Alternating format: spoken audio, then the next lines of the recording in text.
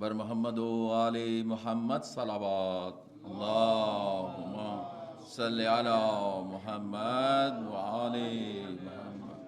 नाराए तकबीर, अल्लाहु अकबर। नाराए रिसालत या रसूल, नाराए हैदरी, हुसैनियत, हुसैनियत, यजीदियत, यजीदियत, लब्बैक या हुसैन, लब्बैक या हुसैन, लब्बैक या हुसैन। बर मोहम्मद व अहले बैत मोहम्मद सलावत अल्लाहुम्मा सल्लि अला मुहम्मद व आले Muhammad.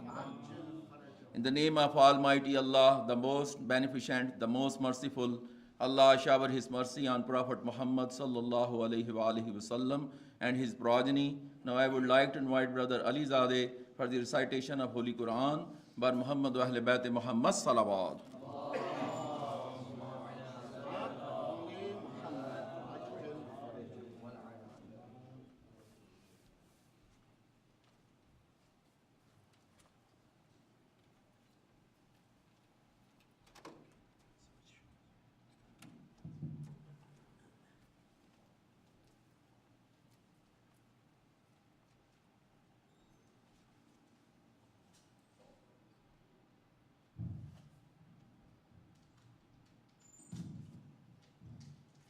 Dear brothers and sisters, Assalamu alaikum wa rahmatullah. We want to start our program tonight, inshallah, by recitation of a few ayah of Quran Azim al-Sha'an from Surah Al-Baqarah. And it will be started from verses 152 to, it will be continued, inshallah, until 157. And I request all brothers and sisters that could you please say loud salawat? Allahumma salli ala Muhammad wa ali Muhammad wa ajil farajahum. أعوذ بالله من الشيطان الرجيم. بسم الله الرحمن الرحيم. فاذكروني أذكركم واشكروا لي ولا تكفرون. يا أيها الذين آمنوا استعينوا بالصبر والصلاة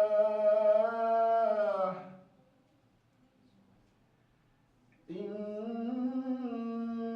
الله مع الصابرين.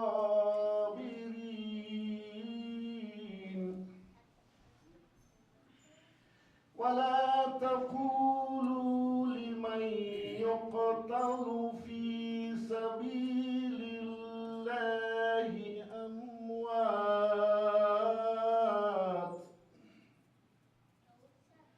بل أحياء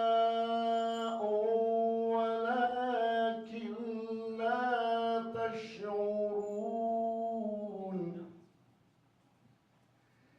ولنبلونكم بشيء من الخوف والجوع ونقص من الأموال والأنفس والثمرات وبشر الصابرين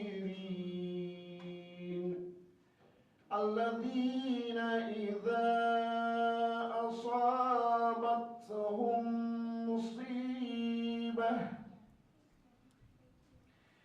الذين إذا أصابتهم مصيبة قالوا إنا لله وإنا إليه راجعون.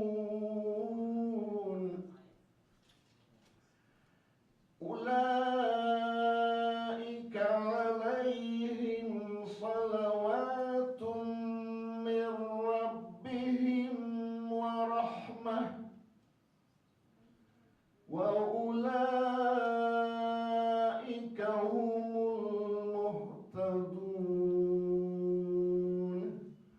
صدق الله العلي العظيم.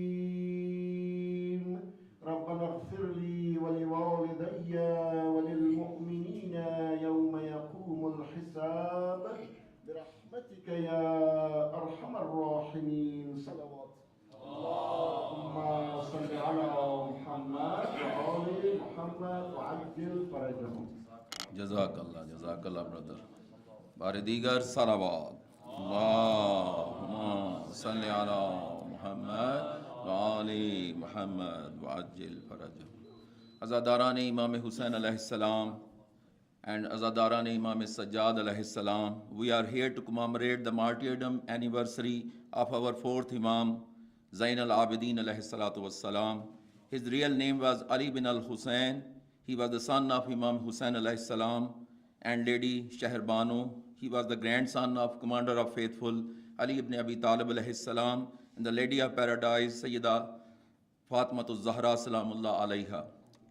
He was present in the event of Karbala, but due to his sickness, Imam Hussain alayhi salam does not allow him to go for war. After the martyrdom of Imam Hussain alayhi salam and his companion Imam Sajjad was arrested by the Yazid army, he was arrested with his sister's aunt who were barefooted. It was very difficult for our fourth Imam Zayn al-Abidin, but he continued his mission. He continued his father's mission. He addressed through Kufa, Sham, and in the court of Yazid, and introduced the Shahadat of his father, his brothers, his cousin, and companion of Imam Hussain alayhi salam. He continued the mission of Imam Hussain alayhi salam. He was house arrest throughout his life, but he continued to teach Islam and love of Ahlul Bayt to Muslim Ummah through his prayer and supplication. His book, Sahifa Sajadiya, is a great book of sermons. He was martyred by the Umayyad Khalifa Walid bin Abdul Malik Lanatullah alayh on the 25th Muharram al-Haram. Inshallah, Maulana Sayyid Jari Haidar will recite much about Maulana Sajjad alayhi salam in detail. Bar Muhammad wa Ahl Bayt Muhammad salawat.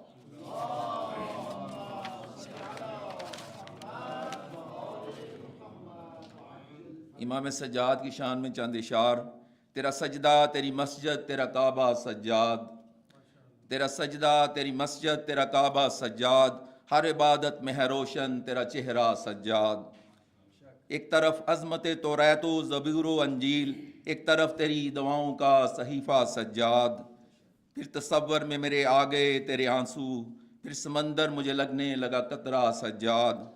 صبر شبیر سے آگے تیرے دل کی ہمت، صبر شبیر سے آگے تیرے دل کی ہمت، عصر عاشور سے آگے تیرا رستہ Sajjad.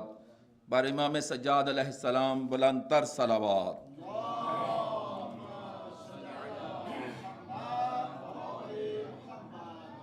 Now I would like to invite Brother Sattar Shah to recite Salam Bahuzur Imam Sajjad alayhi salam buland tar salawat.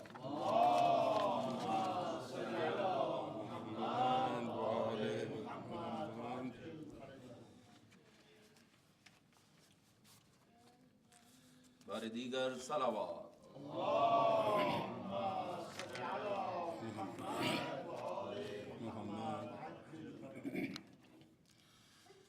ہائے سجاد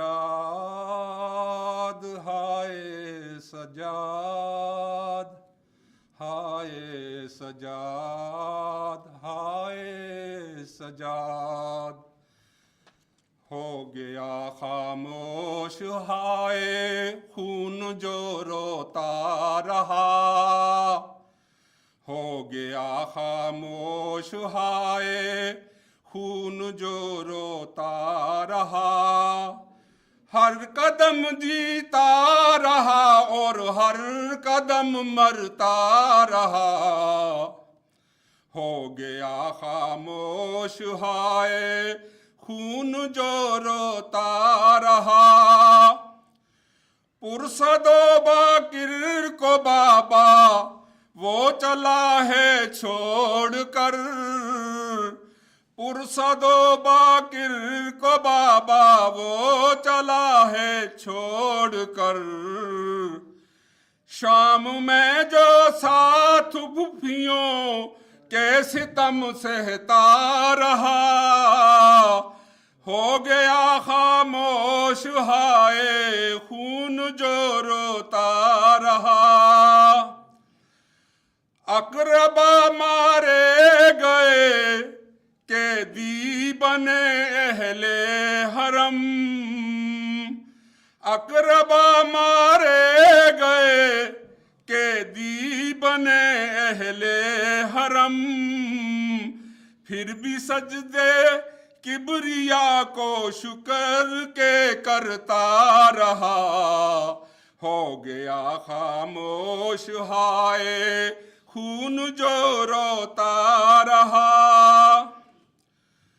مومنوں ماتم کرو رو کر اٹھاؤ اب اسے، مومنوں ماتم کرو رو کر اٹھاؤ اب اسے، اس کا ہے تابوت جو زنجیر میں جکڑا ہوا، ہو گیا خاموش ہائے خون جو روتا رہا۔ مانگتا تھا چادر سے دانیوں کے واسطے، مانگتا تھا چادر سے دانیوں کے واسطے، یہ نبی کا ہے گھرانہ رو کے جو کہتا رہا، ہو گیا خاموش ہائے خون جو روتا رہا۔ دھوپ میں صحرا کی غش کھا کر گرا بیمار جب، دھوپ میں صحرا کی غش کھا کر گرا بیمار جب، ہر ستمگر حال پہ سجاد کے ہنستا رہا، ہو گیا خاموش ہائے خون جو روتا رہا۔ ہے جوان لیکن ستم نے کر دیا بوڑھا اسے، ہے جوان لیکن ستم نے کر دیا بوڑھا اسے، لاڈلا شبیر کا، لاڈلا شبیر کا نازوں سے جو پلتا رہا، ہو گیا خاموش ہائے خون جو روتا رہا۔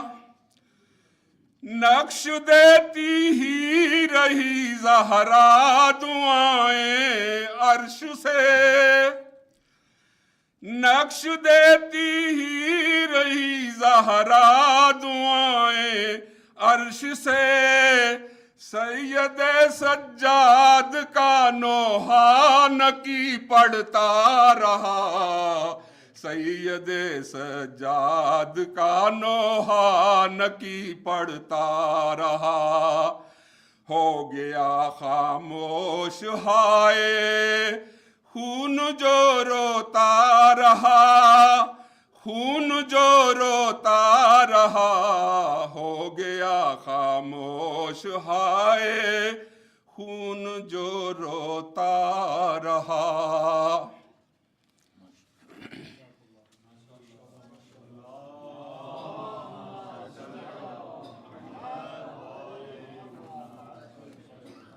ماشاءاللہ برادر ماشاءاللہ۔ بار دیگر صلوات، اللہم صلی علی محمد و آل محمد۔ چند اشعار مولا سجاد کی شان میں۔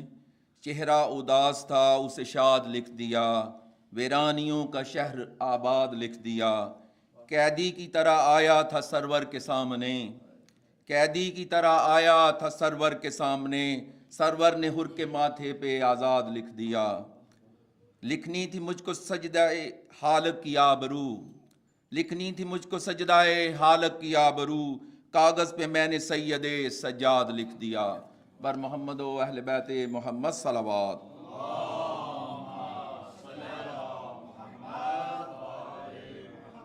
I would like to invite Brother Hamad to recite Salam bar Muhammad wa Ahl Bayt Muhammad Salawat.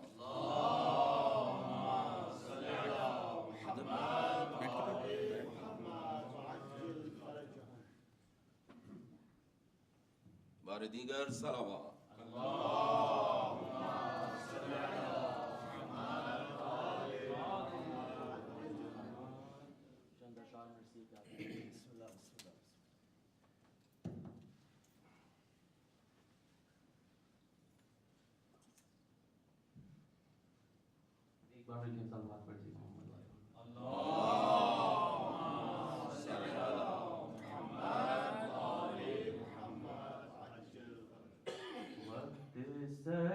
Sajjad نے کیسے وہ گزارا ہوگا،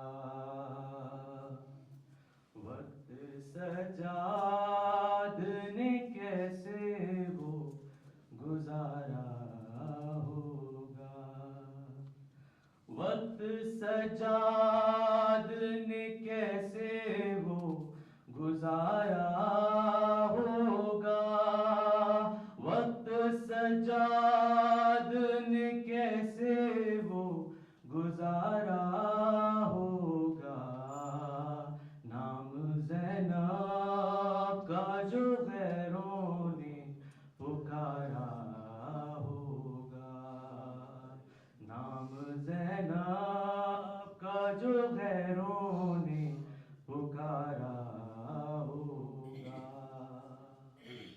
لو حسین بنے علی پیاسے ذبح ہونے لگے، لو حسین بنے علی پیاسے ذبح ہونے لگے، کتنا شرمندہ وہ دریا کا کنارہ ہوگا، وقت سجاد نے کیسے وہ گزارا ہوگا، وہ گرا زین سے زینب کی رضا کا ضامن، وہ گرا زین سے زینب کی رضا کا ضامن، کون اب فاطمہ جائی کا سہارا ہوگا، وقت سجاد نے کیسے وہ گزارا ہوگا، نوک نیزہ پہ بہانے لگے آنسو مولا، نوک نیزہ پہ بہانے لگے آنسو مولا، پھر سکینہ کو کسی شخص نے مارا ہوگا، وقت سجاد نے کیسے وہ گزارا ہوگا، سلوات پڑھتے ہیں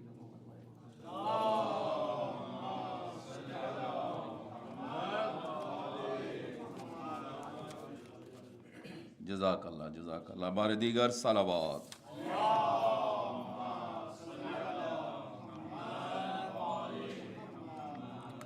مرثیے کے چند اشعار ہیں۔ بازار نے سجاد کو آتے ہوئے دیکھا، بازار نے سجاد کو آتے ہوئے دیکھا، سرتاب قدم ہوں میں نہاتے ہوئے دیکھا، زینب کی ردا بابا کا سر بازوئے عباس، سجاد کو کیا کیا نہ لٹاتے ہوئے دیکھا، وہ جس نے لا الہ کا رستہ کیا سیدھا، پتھر اسے ہر موڑ پہ کھاتے ہوئے دیکھا، بس ہاک اڑاتے ہوئے دیکھا اسے میں نے، بس ہاک اڑاتے ہوئے دیکھا اسے میں نے، آنکھوں سے اسے ہوں بہاتے ہوئے دیکھا، مقتل تو نویدہ بسانے کو بہت تھے، سجاد کو زندان بساتے ہوئے دیکھا۔ بر محمد و اہل بیت محمد صلوات۔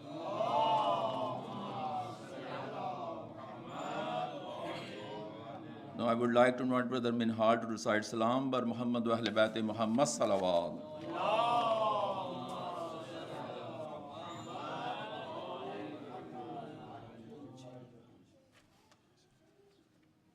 آواز بلند نعرہ صلوات۔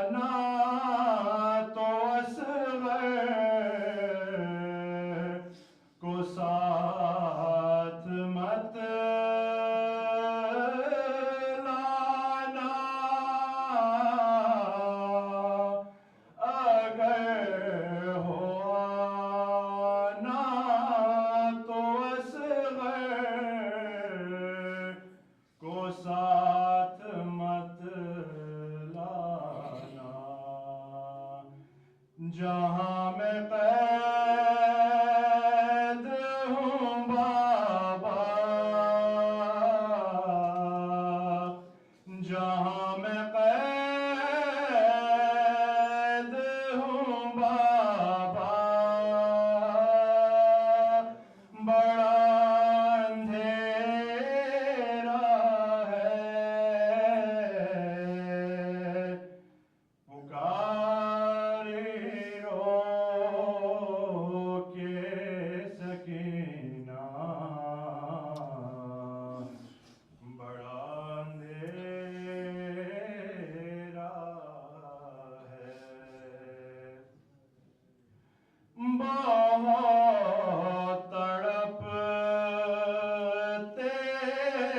تھے سجاد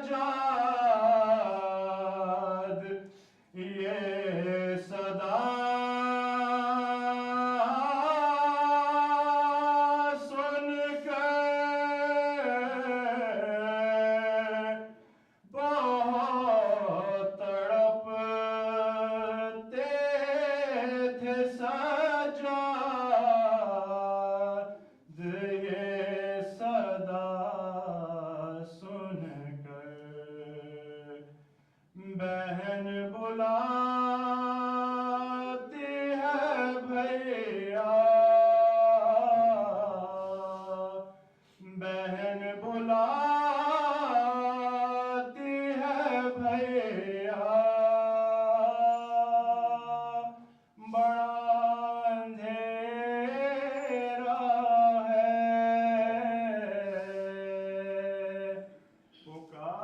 پکاری رو کے سکینہ بڑا اندھیرا ہے بہن سے ملنے کو آؤ اگر علی اکبر بہن سے ملنے کو آؤ اگر علی اکبر تو ایک چراغ بھی لانا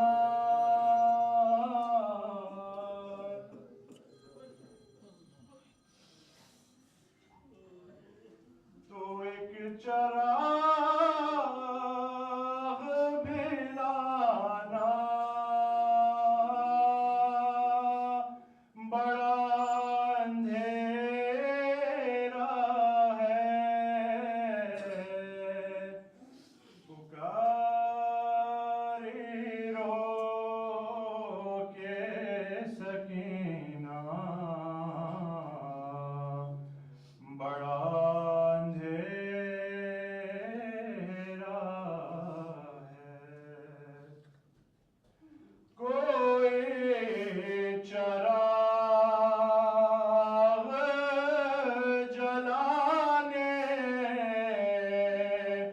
نہ آ سکا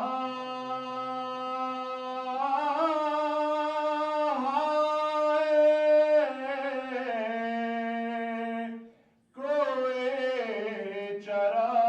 چراغ جلانے نہ آ سکا پکارتی رہی دکھیا پکارتی رہی دکھیا بڑا اندھیرا ہے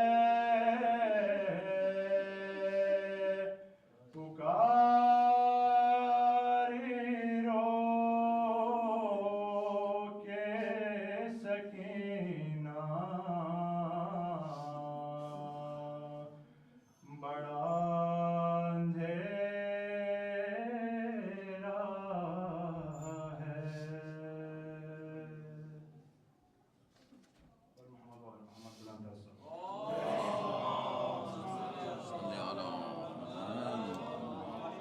جزاک اللہ برادر. بار دیگر صلوات. اللہم صلی علی محمد و آل محمد. نعرہ تکبیر. اللہ اکبر. نعرہ رسالت. یا رسول. نعرہ حیدری. لبیک یا حسین. لبیک یا حسین. لبیک یا حسین. بر محمد و اہل بیت محمد صلوات. Allahumma salli ala Muhammad wa ali Muhammad. Now I would like to invite Maulana Sayyid Jari Haider to recite Majlis Sayyid Sajjad Bar Muhammad o Ahle Bayt Muhammad Salawat.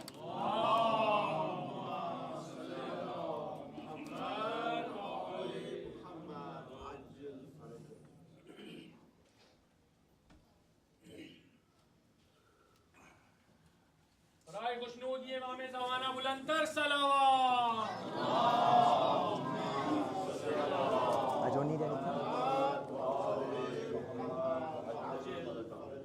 برای خوشنودی امیر کائنات بلندتر صلوات.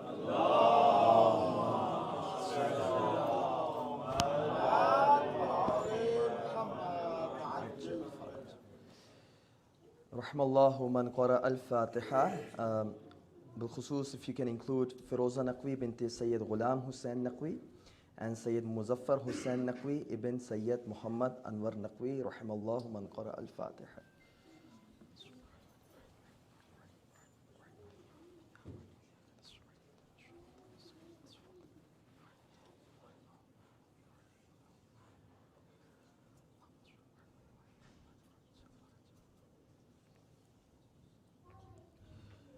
أعوذ بالله من الشيطان الرجيم. بسم الله الرحمن الرحيم.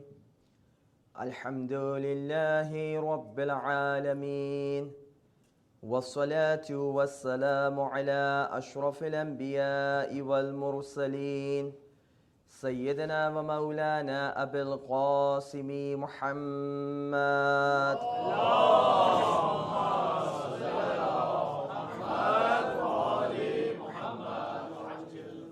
وعلى أهل بيته الطيبين الطاهرين المعصومين المظلومين الغر الميامين ولعنة الدائمة الباقية على أعدائهم أجمعين من الآن إلى يوم الدين.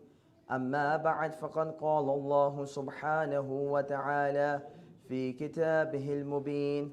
بسم الله الرحمن الرحيم. يا أيها الذين آمنوا لما تقولون ما لا تفعلون. صدق الله العلي العظيم. صلوات على محمد وآل محمد. اللهم صل على محمد وآل محمد. عجل فرجهم ولعن أعداءهم. السلام عليكم ورحمة الله وبركاته. I pray to Allah that may Allah fulfill all of our hajat. May Allah forgive our marhameen, our deceased ones. And may Allah, inshallah, hasten the dhuhur of Imam Sahib al-Zaman. And inshallah, may Allah make us one of the companions of Imam Mihdi Ajjalallahu Ta'ala Farajahu Sharif. Salawat ala Muhammad wa ali Muhammad. Salli ala Muhammad wa ali Muhammad wa ajjal farajahum. So, one of the really important things that usually come into our mind, and especially when we are commemorating the Shahadat of the Imams, right?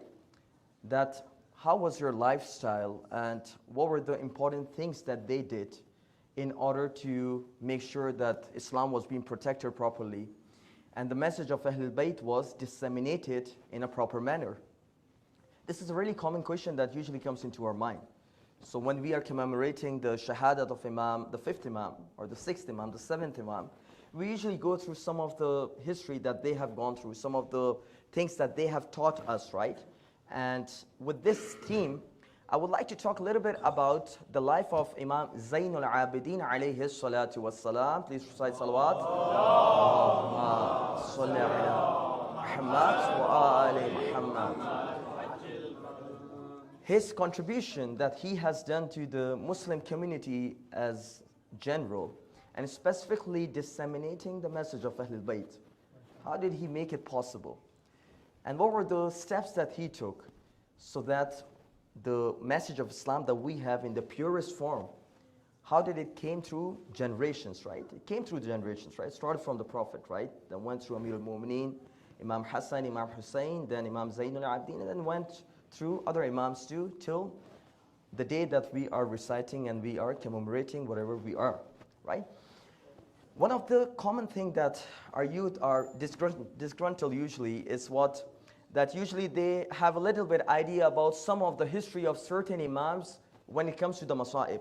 And that too really in a specific manner. If you ask like, what do you know about Imam Hussein? Generally our knowledge of Imam Hussein is only on the day of Ashura, right? The day of Ashura, this happened, that happened, which is really good. But is that enough? Right? That's a question that we should ask, all of us, we should ask our own selves. Likewise for Imam Zayn al-Abidin, what is the level of knowledge that we have regarding this beautiful Imam? Is it only that whatever happened in Karbala, in Kufa, and Sham, and that's it? Was the life of Imam Zayn al-Abidin for that 1 year only, or was the life of Imam Zayn al-Abidin a really big life that he has went through? And especially the period of Imamah that he has went through, which is over 34 years. 34 years he has gone through, right? So it is important for us to actually look some of the passages of his life that can actually help us in going through some of the difficulties that we are going through our life, right? The ayah that I took as a primary ayah for my discussion is the ayah from Surah As-Saf. Surah As-Saf is one of the shortest surah. It's one of the short surah in the Quran. Go to the para 28, 29 juz, 28 juz, 29. So you have those small surahs like Surah Jum'ah, Surah Al-Munafiqun, and likewise we have Surah Al-Insan, Surah Al-Nuh. Likewise we have this beautiful surah, Surah As-Saf, right? What does Allah is saying? Allah says, Ya ayyuhal ladhina amanu, O the believers. He's not talking to the general public. He's talking only to the people that claim themselves as what? Believers, mu'min, Shia, right? Generally. لِمَا تَقُولُونَ مَا لَا تَفْعَلُونَ. That why do you say those things that you don't fulfill yourself? كَبُرَ مَقْتًا عِنْدَ اللَّهِ أَن تَقُولُوا مَا لَا تَفْعَلُونَ. The most despicable thing in the sight of Allah is what? That you say something that you don't act upon it. Right? It's an ayah which is a little bit of an eye-opener. Go through the examples that you have in your daily lives, right? Like personally, I'll take all of the examples for my own self, right? I know, mashallah, mu'mineens here, they generally are really good when it comes to fulfilling their promises, their vows, right? But I'm talking for myself. Let's suppose I promise my mother and my father or my wife that I'm going to take you to Vancouver. I just said it because I was really happy. Next thing is when the time came in, I was just like, sorry, that was just like the heat of the moment. Actually, I can't take you, right? Even though I have the resources. I promised my family members that I would come in and I would be with them for the dinner. It's the smallest of things we do, right? What happened? The night came in, and instead of sitting with them, I was watching Netflix. I was watching YouTube. I was doing some of my own stuff, right? Did I keep my promise? Right? No. Likewise, you have so many examples. And I think the most mazlumin or the oppressed ones are our children. We always promise them, I'll get you this, don't worry, let's go. I'll get you this later, right?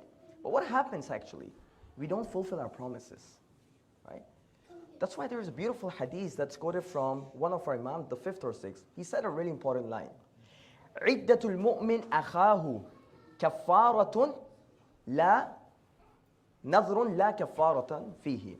That the promise that a believer makes to his fellow believer is a woe, is a nadhr, is a wa'da, that there is no kafara to it, right? If you don't fulfill that, there is no kafara to it.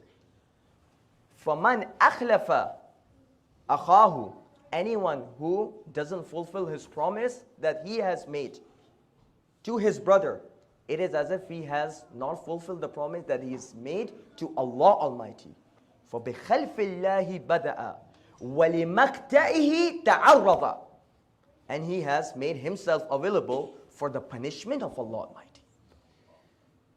You know, we take it really easy, promising here and there. We make so many promises.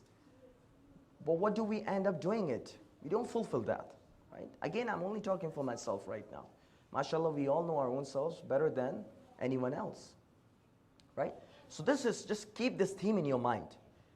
The preaching through action values more than preaching through words, through speech.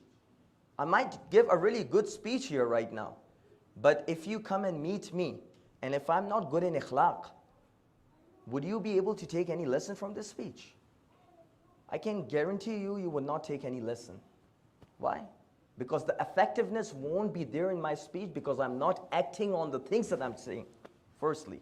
And secondly, if you would see me in my really poor ikhlaq, you would be like, this Maulana, he's not the right kind of Maulana. Maybe whatever he was saying was not true, right? Ikhlaq is really important thing within our traditions, right? That's why, even not only the Shia Muslim, not only the Muslims, right? If you go through the New Testament, right? So, Bible is divided into two parts. One is the Old Testament, in which you have roughly around 73 books, the Catholic version. The Protestant version is 66 books, right? And then you have the New Testament, where you have 23 books, right? The Old Testament, they call it Tanakh. The New Testament, they call it the Bible, or they call it the Gospel, right? So within New Testament, you have 4 canonic books. Gospel of Matthew, Gospel of Luke, Gospel of Mark.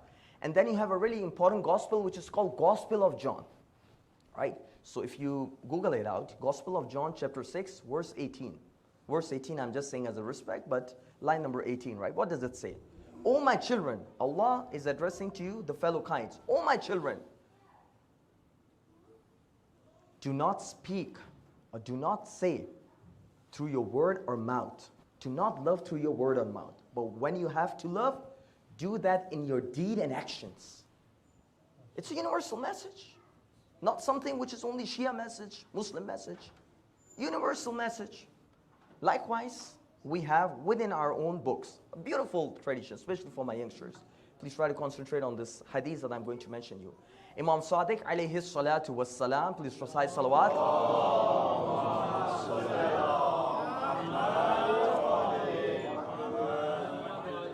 He said an important line, and this is a line that is really relevant for the people in the West. كونوا لنا دعاة بغير ألسنة. That be our messenger, be our preacher, but not through your words, through your actions. Right? MashaAllah, unfortunately, we are really good in words, right? But when it comes to actions, we might be really good when it comes to praying. We might be really good when it comes to azadari. We might be really good when it comes to the naris, right? Alhamdulillah, we need to do this. This is our tradition. This is the thing that we need to do. But are these the things that would determine if I'm a true believer or true Shia or not? Of course not. Of course not, right? Why? Because the thing that would determine how important I am would be determined by whom? By my actions, by the way I'm preaching through my actions, right? So this is the message that we have to keep in our mind, and this is the way we will be examining the life of Imam Sajjad alayhi salatu wassalam, right? Allah.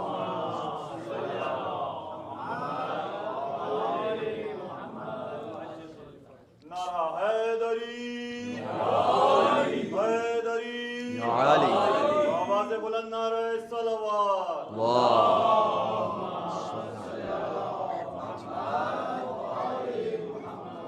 So when you go through the life of Imam Sajjad alayhi salatu wassalam, we are not talking the things that he has said specifically to the people. We will be going through some of the aspects of his life that he has shown through actions, the way he has taught the Muslim community in general through his actions. The first example that I want to use, and I think that might be a really new knowledge for you, but alhamdulillah, it's okay. When Imam Sajjad alayhi salatu wassalam came back from Karbala, firstly he went to Kufa, then to Sham, then from Sham to Karbala on the day of Arba'in, then he came back to Medina.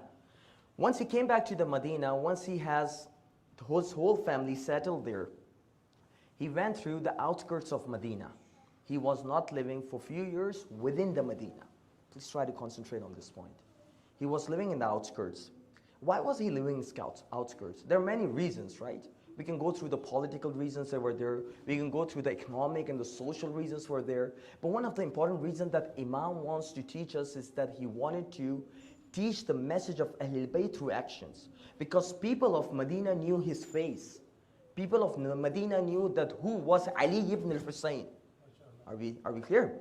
But when he went through the outskirts, the people only knew his name but not his face. There were no social media at that time. There were no Facebook, nothing there. So at the end of the day, if you want to meet Imam, if you want to know what was his face, you have to come physically and meet him. Is that right? So what Imam Sajjad did was that he started living in the outskirts of Medina. And what he used to do, he used to visit Karbala sometimes he used to visit Najaf, sometimes he used to visit different other places, and he would go into the caravans serving them. Serving them? Yes. I think it might be a shock to us. He didn't want people to serve him. He was the one that used to serve the people. Are we clear? I'm a Maulana, like, people serve me, please. I want this thing, that thing. Can you take me here? Can you take me? No. Sorry. If someone is giving a favor, that's another thing. But if I'm looking other people to serve me, this is not sunnat of Sajjad. Right? And likewise for the other people too. So what Imam Sajjad did, he used to serve the people. And he used to worship Allah in such a way that when people would look into Imam Sajjad, they would see that this is someone who is so pious, who has so much good etiquettes. He has such a good way of preaching Islam. And then they would look to the caliphs that were ruling the Islamic dynasty. You know, who were the caliphs in the time of Imam Sajjad? So after the Shahadat of Imam Husayn, Yazid was the first one. Then Muawiyah bin Yazid came for a few months, 2 or 3 months. Then after Muawiyah bin Yazid, Marwan ibn Hakam came in. Marwan and Wama adraka ma Marwan, right? The most wretched personality of the Islamic history, right? After Marwan, Abdul Malik ibn Marwan was the one that was ruling. After Abdul Malik ibn Marwan was Walid bin Abdul Malik bin Marwan. Are we clear? Right? So these were the people, these were the rulers that were ruling. So people used to look at these rulers. They would do open debauchery, they would do like drink alcohol and all kinds of wrong stuff that they would do it openly. And this was the message of Sayyid al-Shuhada too. When he went to meet Walid bin Abdul Malik, what was the message he gave? He says, Ayyuhal Amir, inna ahlu baytin nubuwa. We are the household of the Prophet. Wa ma'adinur risala. And from our family, the prophethood emerged. Wa mukhtalaful malaika. In our house, the angels come and go back. مختلف الملائكة ويزيد رجل فاسق. And Yazid is someone who is a sinful person, wretched person. معلن للفسق. He is someone that does bad things openly. قاتلوا للنفس المحترمة. He is someone that kills innocent people openly, without any respect, without any ihtiram or anything. He would just want to kill whoever he wants to kill. وشارب الخمر. And he's someone who drinks alcohol, right? مثلي لا يبايع مثله. Someone like me, not me, مثلي, someone like me, would never give his pledge of allegiance to the bay'ah to someone like him. Right? Are we clear? So this was the message of Sayyid al-Shuhada through his words. And he proved those words through his actions too. But when the time of Imam Sajjad came, he was trying to disapprove the caliphate of the people at that time through his actions. Right? So do you see the message here? Sometimes if you're not able to preach openly through our words, our actions are something that should determine what is right and what is wrong. Right? That's the first message that we got. Second thing that he did, and I think that was a mind-boggling thing he did, tremendous thing he did. You know, at that time, there were a lot of slaves coming in from different areas, right? So the Islamic land was expanding all the way to the west to Spain, which was used to be called as Undulus, right? So still, if you go Cordoba, Undulus, these were the areas that were the Western Europe that we have, right? A little bit Central Europe, right? The Islam was spread through force, through sword, all the way to the Europe. In the south area, it was coming all the way to South Africa, right? Not the present-day South Africa, the Southwest Africa, right? From the east side, it was going all the way to Sindh, India, right? To Afghanistan, Uzbekistan, right? All these areas, right? The ex-Soviet nations, a lot of them were the part of the Islamic land at that time. So when the Muslim armies, I'm not saying Islamic armies, right? Muslim armies, right? They were not representing Islam. They were just representing their own interests, right? They were attacking the areas that were east, that were south, that were west, that were north. They were attacking all 4 areas, right? And when they were attacking, so the attack resulted in a lot of slaves coming in. Slave men and slave women, they were coming in Islamic lands. And this was the window of opportunity that Imam Zayn al-Abidin saw. What he did, he basically bought those slaves. Inshallah, I'm going to explain this process in a little bit more detail. He bought those slaves, he trained them for a year, and then he freed them. 1 year program, 1 year program. My youngsters, mere bachcho, if you are not able to go to Hausa, to go to madrasa for really long, at least try to have 1 year program for Saturday and Sunday. And try to get as much as basic Islamic education that you can get. This is Sunnah of Imam Sajjad. One lesson that you can take from this majlis is that we have to have 1 year program, at least. 1 year is a symbolic. It might be 2 years, it might be half a year, depending, right? But we need to have these small Islamic programs through which we can train our youth. Please, this is not something impossible. Imam Sajjad did. Imam Sajjad alayhi salatu wassalam did. And you know what he used to do? On the day of Arafah. We all know what is day of Arafah. Day of Arafah is when? The 9th of Dhul Hajj. Right? 9th of Dhul Hajj is the day which is called when you go to the mountains of Arafah. You stay there for a good amount of time and then you go to Muzdalifah at the night time. So day of Arafah, he would gather all of his slaves, both men and women. Now see the ikhlaq. Now before I tell you this riwayah, before I quote you this tradition, I really want you to understand one point. When imams are asking for the forgiveness, please try to understand. They are not asking for the forgiveness for their own sins. Please try to understand this. When we see Imam Ali alayhi salatu wasalam saying Du'a Kumayl, Allahumma gfir li adh-dhunub allati tahtiku al-'isam. Allahumma gfir li adh-dhunub allati tughayyir al-ni'am. Allahumma gfir li kulla dhanbin adhnabtu. Right? All those things, all those lines we have.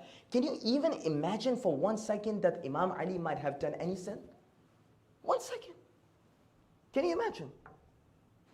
Amir al-Mu'mineen was who?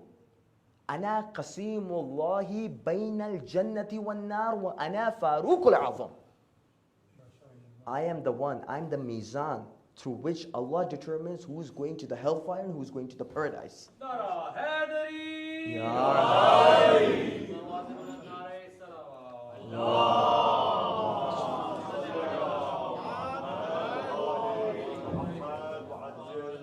Are you clear? I'm the Faruq al-Azam. Not the Faruqs that people have made. Not the Siddiq Akbar people have made, right? Faruq al-Azam is one. Amir al-Mu'mineen. Amir al-Mu'mineen, by the way, this discussion came in. There's a riwayat, go to Sunan ibn Majah. Sunan ibn Majah is one of the book in Sihah Sittah, right? See what Amir al-Mu'mineen is saying. Ana Siddiq al-Akbar. La yakuluha ba'di illa kadhab. I'm the most truthful. I'm the biggest truthful person. And no one would claim himself as a Siddiq Akbar, but he would be a liar.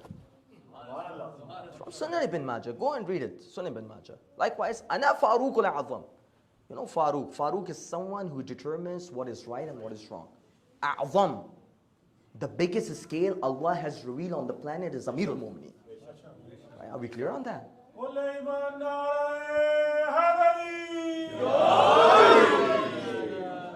There's no confusion we have here. But this personality is asking for the forgiveness of the sins. There is one explanation scholars give. I want all of my youngsters, another message, right? One was the practical one. This is something that has to do with your aqidah. Our masooms are infallible, right? Masoom hota hai wahi jo guna na kare. Infallible. Infallible beings are what? That cannot err, let alone sins. They cannot even err. They cannot even make a small error, right? Those are called what? Infallible, ma'soom. So masooms can never do sins, right? So when they're asking for the forgiveness of their sins, or when they're asking Allah Almighty to absolve them from the hellfire, are you with me? They're not asking for themselves. They are the imams of whom? They are the imams of the Shias, right? So they have to teach the whole Shia community how to communicate with Allah Almighty. One thing. And the second thing that they're doing is that they are basically representing all of their Shias when they're asking for the du'as. So when they're asking for the forgiveness of their sins, they are representing the whole Shia community that, oh Allah, my Shias have done these sins. My Shias have done these sins. Oh Allah, I ask for the forgiveness. But when Masoom is asking, he's not naming Shias. He's asking, oh Allah, forgive me. If you will forgive me, it is as if you have forgiven all Shias. Right? Are we clear on this, right? So this is the philosophy that we need to have in our mind. गलती ना हो मासूम अपने गुनाहों की मासूम है तवज्जो है आपकी तवज्जो है. So one thing we need to keep in our mind that this, so we go back to our report. The report says that the Masoom with the fourth Imam would have all of his slaves gathered on the day of Arafah. Now please try to see the way Imam is communicating them. Ya Allah. He would say, قَدْ عَفَوْتُ عَنْكُمْ, that I have forgiven you. فَهَلْ عَفَوْتُمْ عَنِّي, would you all also forgive me too? Wow, man. Subhanallah, subhanallah. Lesson for our Shias, man. If someone does bad to me, I'm not even looking his face, right? I don't want to approach him. I want to excommunicate that person completely, isn't it? But see the Imam, he has never sinned. He has never did anything bad. Who is this asking forgiveness? For himself. The people, the slaves would reply. They would say, قَدْ عَفَوْنَا عَنْكُمْ يَا سَيِّدِي وَمَا أَسَبْتَ. That, oh our masters, we forgive you, but keep this thing in your mind that you haven't done anything bad with us. Mawla ne etraf bhi khud hi liya कि तो गलती हमसे नहीं हुई थी, right? So Mawla Gad was talking to them. So once the communication was done, Imam would say, Kulu, you all say one thing, Allahumma a'fin an Ali ibn Husayn kama afa anna. That, oh Allah, forgive Ali, the son of Hussein, the way he has forgiven us. So when you are forgiving any mu'min or any of your brother, you have high chances of Allah forgiving you too. Right? You get this message, right? Then he said another thing. وَأَعْتِقْهُ مِنَ النَّارِ كَمَا أَعْتَقَنَا مِنَ الرِّقِ. And oh Allah, absolve him or take away him from the hellfire. He's not saying for himself. Again, I'm saying he's talking about his own Shias, right? Take the Shias away from the hellfire. The way he has freed us from this slavery. Tell me one example in the history that would teach his slaves like this. Give me one example. One example. With such a respect. I will not even talk to my mom in such a loving manner, the way he would used to talk the slaves. How can we be like Imam Sajjad alayhi salatu wassalam? We can never be like him. Never. But one of the lessons that we can take, the message that he used to give. Now, you want to determine the level of education his slaves have? If it was regarding the slave man, I can understand. At that time, men used to get education. They started getting the education. But imagine the example of a slave woman. Let me give you an example. The example you might have heard so many times, but I just want to reiterate, repeat that, and I want to give it a context. Okay? So Imam, one of the slave girl, is helping Imam to do wudu. Right? So when Imam is doing wudu, right at the end, he has to go down and wipe his feet. Wipe his feet, right? While he went down to wipe his feet, there was a container in the hand of that slave girl. That container fell, and it fell on the head of Imam Sajjad alayhi salatu wassalam. He got injured completely. So as soon as the slave girl saw this, she was frightened. It's a natural reaction to be frightened. If you have hurt someone, you are probably looking for a reaction from them, right? So she got frightened. The first thing she said, see the level of education the slave girl had and level of akhlaq Imam Sajjad has. She said one thing. She said, وَالْكَاظِمِينَ الْغَيْظِ. That, oh Imam Sajjad, in Quran there are some qualities of a really pious believers. One of their qualities is that they have control over their anger. Imam says, قَدْ كَظَمْتُ غَيْظِي. I control my anger. Then she said another line, وَلَعَافِينَ عَنِ النَّاسِ. They are the people that would forgive other people too. So Imam says, قَدْ عَفَى اللَّهُ عَنْكِ. May Allah forgive you too. were these two things good? She said another line. See the level of education. She's not replying. Then Mawla, please forgive me this and this. She's replying through reciting the Quranic ayat. The last thing she said, these are the people that do good deeds. Wal muhsinina. These are the people that do good deeds with others. As soon as Imam heard this, Imam said, Anti hurratun. You are being freed from my slavery right now. See the akhlaq. Akhlaq of Ahlul Bayt alayhim as-salam. आवाज़ बुलंद नारे सलावत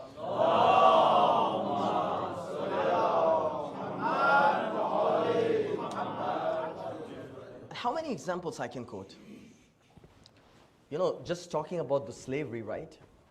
Our youth has a question. Oh, Islam used to permit slavery? Islam came in to abolish slavery, but in a systematic way. Not coming in the first day and trying to like make the system completely upside down. You know, a lot of things that you do, a lot of sins that you do in your practical life, you have to free a slave in order to absolve yourself from that sin. In old days, like even if you have deliberately opened your fast, there are 3 kafaras to it. For first kafara is what? Freeing a slave, right?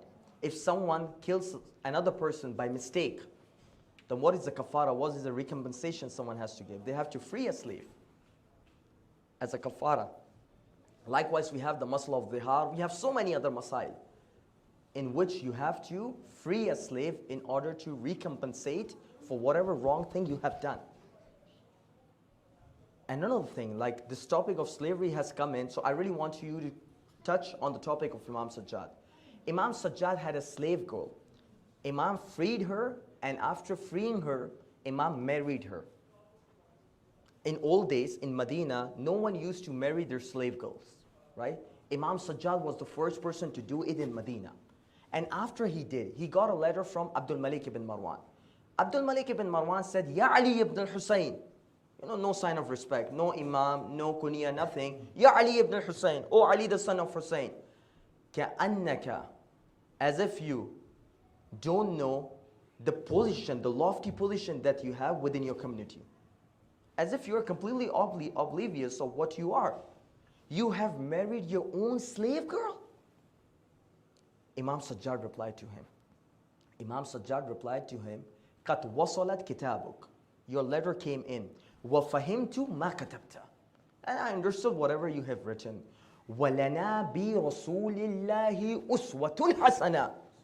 And for me, the Prophet is the best of lesson, the biggest of personality that I would follow. And then he quoted the example of one of the slave girl that Prophet got. Her name was what? Keep this in your mind. Safiya bint Hay.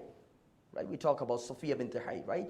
Safiya, the daughter of Hay bin Akhtab, that they got from Khaybar after Amir al-Mu'mineen basically uprooted the whole community there, right? So they got it Safiya as a slave girl. So Prophet, as soon as he got Safiya, he freed her. After freeing her, he married her. So Imam Sajjad alayhi salatu wasalam said, I am actually acting on the uswa of the Prophet.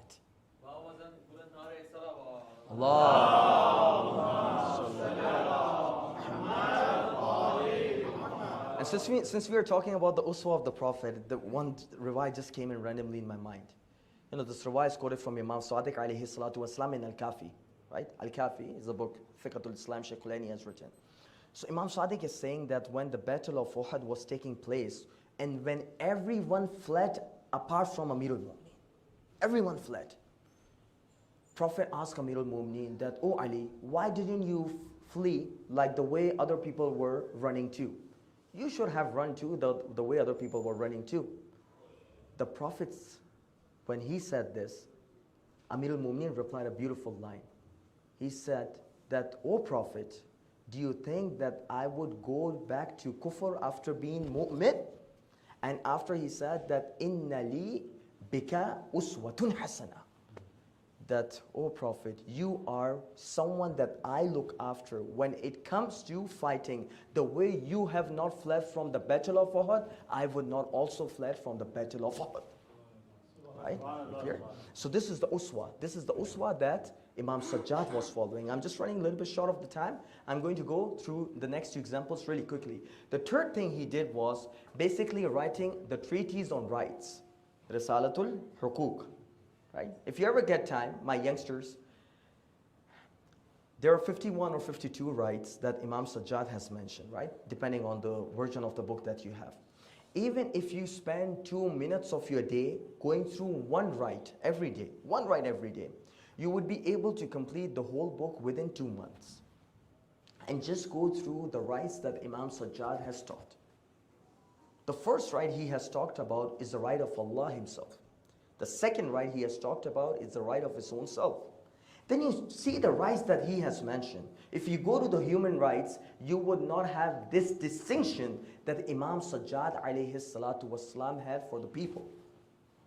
He started talking about the rights that your eyes have, the rights that your ears have, the rights that your stomach have, the rights that your legs have, the right that your private parts have, the rights that your wife has, the right that the slave girl has, the right that your master has, the right that your father has, the right that your mother has, the right that your brother has, the right that your enemy has. Allahumma salli ala Give me one book at that time that would mention the right of your own enemy. Dushman ki hukuk, subhanallah. The right of your enemy, the right of your companion, haqqul jar, haqqul sahib. So many rights, the right of the non-Muslims that are living under your protection, the right of the Muslims, the right of the muaddin, the right of the imam that's leading the salah, the right of the prayers, the right of the fasting, the right of the charity you do, the right of the hajj, the right of the sacrifice that you're making on the day of Eid al-Adha. Imagine. The animal right. You know, people have this question, where were the animal rights? Ask Imam Sajjad what is the right of the animal. So we just don't know much. We think these rights were brought by whom? By the West. No. These rights were brought by whom? These rights were brought by Muhammad wa Ali Muhammad.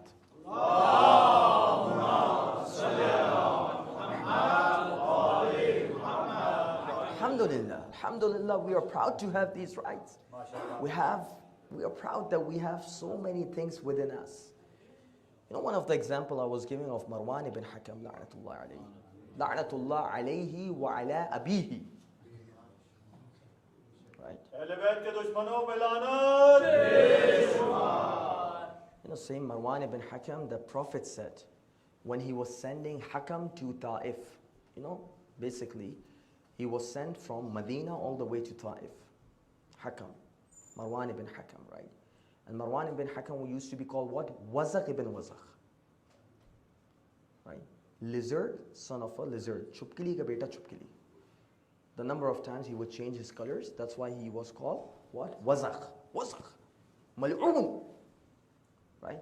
So this Marwan came in, and this is the same Marwan when Sayyid al-Shuhada went to meet whom? Walid. Who was the one that said to behead Imam Hussein at the same time? Marwan ibn Hakam, right?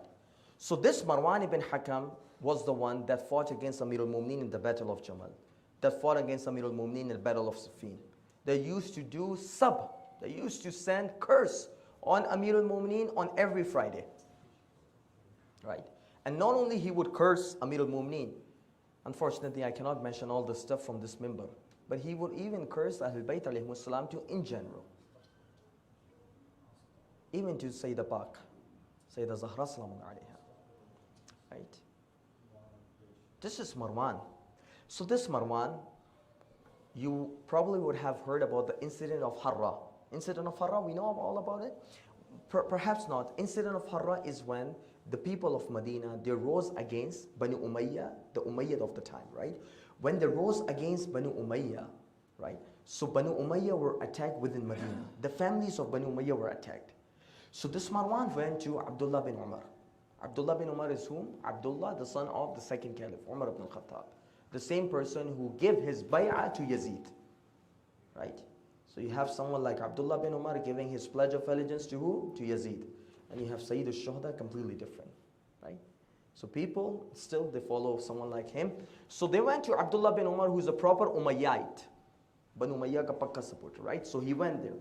He said, I'm in danger, right? I want your help. My family is with me. I have so many women, so many girls within my family. I really need you to support me. If you're not even supporting me, at least them. Abdullah ibn Umar said, no, I cannot support you right now. The second house he went to was the house of Imam Sajjad. He said, can you please support me? I'm in trouble. I have so many family members. Imam Sajjad took all of the family members of Bani Umayyah. He put them as a guest. There were 400 members from Bani Umayyah within the house of Imam Sajjad. And Imam Sajjad was responsible for the food, for the shelter, for everything. And he never had anyone to come and attack them. Why? Because they were under the protection of Imam Sajjad. Allahumma salli ala. So mashallah, we have all these things. Why are we going to different other places? Why are we following Tom, Dick, Harry, right? We have Imam Sajjad alayhi salatu wassalam. And lastly, like one of the last points, I wanted to go a little bit in detail, but inshallah one other day, right? The Sahifa Sajjadiyah he has given. Sahifa Sajjadiyah, beautiful book. Go through duas.org, you would have English translation with the dua. The first dua that tells you about glorifying Allah Almighty. Khuda ki hamd kaise karni hai. The second dua tells you sending your salams, your salawat, your salutations to the Prophet. The third dua talks about sending your salam and gratitude to the angels that are really close to Allah Almighty. The fourth that talks about the blessing on the people that are following the message of Rasulullah. Go through the list. I'm just giving you the index. I'm just going through giving you the table of content, right? It's upon you whenever you have time. So many duas he have. The dua that you would recite the day and the evening. The dua that you would recite if you are confronted with the really difficult situation. The dua that you would recite on the day of Arafah. The dua that you would recite on the night of Eid. The dua that you would recite on the night of Qadr. The dua that you would recite when the month of Ramadan comes in. The dua that you would recite when the month of Ramadan is going. Who has given this? Imam Sajjad alayhi salatu wassalam. How can we thank this beautiful personality, right? All of this message was through what? Through his actions only. Nothing through his words. He never went to the people and said, like he would have, but I'm talking in the context that I'm talking. You would not see him that he would be saying it publicly, this is the way I'm dealing with my slaves. This is the way I'm reciting the duas. This is the way I have given the rights. No. These were the people that quoted it, right? All of his actions. And this tells you the importance, my brothers and sisters that are going through the universities there, they're going through the high school there, they're going through their jobs there. The only way you can preach the message effectively is through your actions. And I repeat it again, only through your actions. Again, we go through the beautiful saying of Imam Sadiq. I'm repeating it again. Why? Because I need it to be something that would motivate you throughout your life. Be our preacher. Be someone that preach our message, not through his words. Only through actions. So many examples that we have that Imam Sajjad alayhi salatu wassalam and other imams did through their actions only. हम लोग अब मना रहे हैं ना इमाम सज्जाद की शहादत. जिन इमाम का तज़किरा किया जा रहा है, कितने मसाइब से इमाम गुजरे हैं, कितनी मुश्किलात से गुजरे हैं, लेकिन आप देखेंगे हमेशा खुदा का शुक्र अदा करते हुए नजर आ रहे होते हैं. ऐसा ही है. यानी किसी वजह से आप देखें कि इमाम सज्जाद कितनी मुश्किलात से गुजरे, लेकिन लक़ब कौन सा मशहूर है? सैयदुस साजिदीन. सजदे करने वालों के जो सरदार थे, उस शख्सियत का नाम इमाम ज़ैनुल आबिदीन है, सैयद सज्जाद है. ज़ैनुल आबिदीन. इबादतें बहुत करते हैं, लेकिन जो इबादत करने वालों की जीनत है, उस शख्सियत का नाम इमाम सज्जाद है. आ गए ना हम मसाइब के मौजू पर. यानी मैं इमाम सज्जाद के मसाइब में कहाँ से शुरू करूँ? कभी कभी मैं वाक़तन सोचता हूँ कि कितने मुश्किलात से इमाम सज्जाद गुजरे हैं. कभी अगर आप थोड़ा सा अपने तसव्वुर में लाइए उस लम्हे को जब सैयदुश शुहदा अपनी आखिरी रुखसत करने खैमे में आए हैं. जानते हैं किस तरीके से रुखसत हुई है? इस तरीके से रुखसत हुई है कि सैयदुश्शुहदा बीच में खड़े होते हैं, चारों तरफ ख़वातीन घेरे में लेती हैं और इस तरीके से घेरे में लेती हैं कि कोई आपके सर का बोसा लेता है, कोई आपके बाजुओं का बोसा लेता है। दिल मेरा ये कहता है कि एक छोटी बच्ची ना सैयदुश्शुहदा के दामन को पकड़ती होगी और कहती होगी कि ऐ बाबा किधर छोड़ के जा रहे हैं हमें? आप हमारे नाना हमारे जद के रोजे पे हमें दोबारा छोड़ आए। आपके जाने के बाद हमारा कौन मेहरबान होगा, कौन सरदार होगा। बस अज़ादारों उसी लम्हात में सैयद सज्जाद से मुलाकात करने आते हैं। किस तरीके से मुलाकात करते हैं कि इस तरीके से मुलाकात होती है कि सैयदुश्शुहदा ज़ख्मों से चूर चूर हो चुके हैं। जब ज़ख्मों से चूर हो चुके तो एक दफ़ा इमाम सज्जाद से गुफ्तगू शुरू करते हैं। अब इमाम सज्जाद ने जब सैयदुश्शुहदा को इस हालत में देखा तो एक एक दफ़ा करके एक एक शहीद का नाम लेने लगे। ऐ मेरे बाबा हबीब कहाँ हैं? ऐ मेरे बाबा मुस्लिम इब्न औसजा कहाँ हैं? ऐ मेरे बाबा फ़ला शहीद कहाँ पर हैं? बस एक एक का नाम लेते जाते हैं और इमाम बताते जाते हैं कि ये सब शहीद हो गए। यहाँ तक कि एक दफ़ा पूछते हैं कि ऐ मेरे बाबा चचा अब्बास कहाँ पर हैं? बस एक दफ़ा जब चचा अब्बास का नाम सुनते हैं ना तो मौला कहते हैं ऐ मेरे बेटा वो फुरात के किनारे दोनों हाथ कटा के वो भी शहीद हो चुके हैं। बस अज़ादारों एक दफा जब इमाम सज्जाद इस जुमले को सुनते हैं तो जोर जोर से गिरिया करने लगते हैं। बस आखिर में एक जुमला और कहते हैं, ऐ मेरे बाबा मेरा भाई अली अकबर कहाँ है? बस अज़ादारों जब ये जुमला सुनते हैं तो ये नहीं कहते इमाम कि अली अकबर शहीद हो गए, बल्कि ये कहते हैं सज्जाद मर्दों में अब तुम्हारे और मेरे अलावा कोई जिंदा बाकी ना बचा। बस अज़ादारों एक लम्हा सैयद सज्जाद पर वो भी आता है जब शिवर इमाम हुसैन की गर्दन को काटता है, नेज़े पे सरे हुसैन बुलंद होता है और इमाम कहते हैं अस्सलामु अलैका या अबा अब्दुल्लाह, ऐ मेरे बाबा मेरा सलाम कबूल कीजिए। बस अज़ादारों वो लम्हा है कि एक दफा दुश्मन आकर खैमों में हमला करता है और जब खैमों में हमला करता है तो फूफी ज़ैनब आती है और एक जुमला कहती है, ऐ सज्जाद जरा ये तो बता कि क्या हम जिंदा जल जाए, ये यहाँ से फरार इख्तियार करे। तो इमाम सज्जाद कहते हैं फूफी जान को बचाना वाजिब है। बस अज़ादारों 11 मुहर्रम आती है, ये काफिला मक्तल की जानिब से लेकर जाया जा रहा है। बस अज़ादारों जब एक दफा सैयद सज्जाद अपने बाबा के जिस्म को देखते हैं, उस पामाल शुदा जिस्म को देखते हैं तो हालत ये होती है कि अनकरीब उनका दम निकलने वाला होता है, लेकिन दिल ये कहता है एक बीबी अपने आप को सवारी से गिरा देती है। ऐ मेरे माँ जाए की आखिरी निशानी, अगर तुम ऐसे देखते रहोगे तो इस दुनिया को छोड़ दोगे। अज़ादारों मैं कैसे मुसीबत को बयान करूं, अब सवार होने का मरहला आता है, लेकिन सवार कैसे हो, बहुत जख्मी हालत में है। लेकिन अज़ादारों उस वक्त तौक को गर्दन में पहनाया जाता है, उस वक्त जंजीरों को बांधा जाता है, उस वक्त बेड़ियों को पाँव में बांधा जाता है, हथकड़ियों को हाथों में बांधा जाता है और मौला के दोनों पाँव को एक दफा रस्सी से लेके ऊंट के ऊपर बेकजावा हालत में बांधा जाता है। अज़ादारों जब एक दफा कूफे आते हैं इस तरीके से जुल्म होता है कि पूरी की पूरी सैयद सज्जाद का बदन लहू से एक दफा पूरा हो जाता है। बार बार कहते हैं ऐ लोगों जब कयामत के दिन जाओगे तो किस तरीके से मेरे नाना रसूल अल्लाह को जवाब दोगे।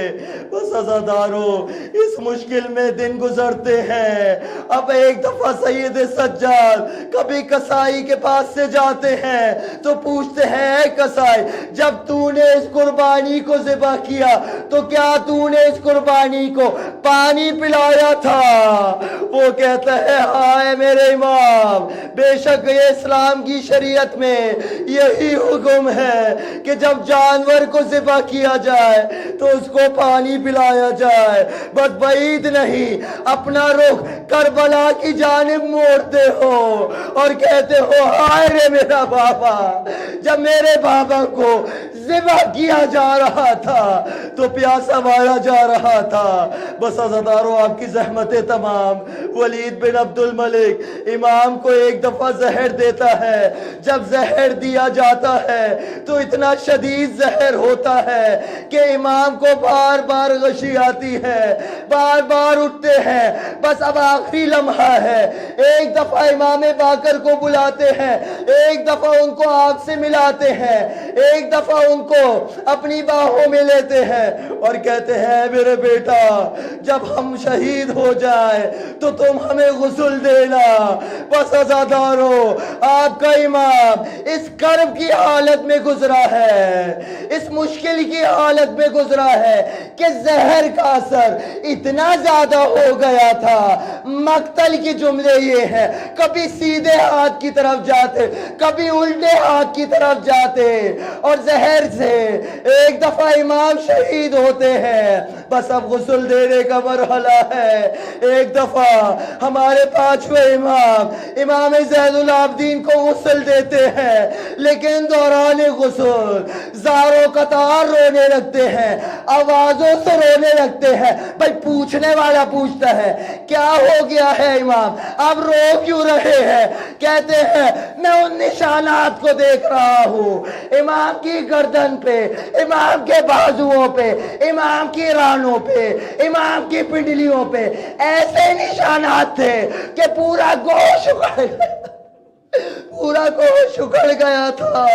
آخری زحمتیں تمام آپ کی۔ اب جب ایک دفعہ جنازہ اٹھتا ہے تو بڑی دھوم دھام سے اٹھتا ہے۔ عزادارو بعید نہیں امام اس جنازے سے شاید پکارتے ہو اے لوگوں میرا جنازہ اتنی دھوم دھام سے نہ اٹھانا، کیونکہ میرے بابا کو جب ذبح کیا گیا تھا تو نہ کوئی لاشے کو اٹھانے والا۔ ماتم حسین۔